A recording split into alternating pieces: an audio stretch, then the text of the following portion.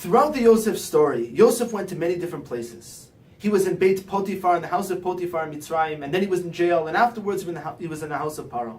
There's one thing that stayed constant, and that is that everybody around him saw something different about Yosef.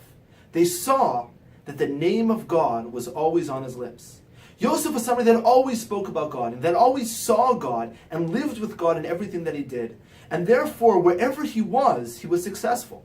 And it was something that those around him saw as set Yosef apart from everybody else. And that's why they decided to set Yosef apart and make him the head of their households. That was true in Potiphar's house, as well as in the jail, and then the highest of heights in the house of Paro.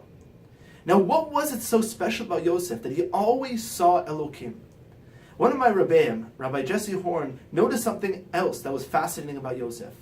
Yosef, even though he always spoke about God and always showed that God was with him in everywhere that he went, he was the first of the Avot, the first of the patriarchs throughout all the stories in all of Bereshit, whether or not it's the three Avot, or whether or not it's Noach or Adam, who God never spoke to directly. Now it's fascinating to see that, how Yosef, even though he was somebody who lived with God, he never had any conversation with God.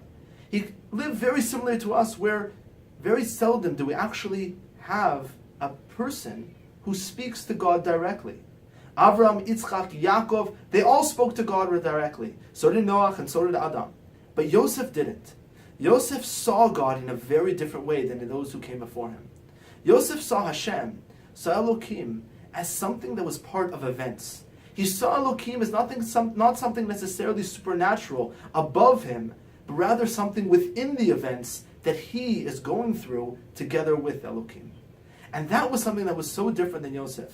And that's why Yosef lived a life where he was able to forgive his brothers so easily, because he saw that the events that were happening were not something that were natural, and that God is something supernatural and removed, but rather that God, Elokim, was something that was within his life, and that geared every part of his life.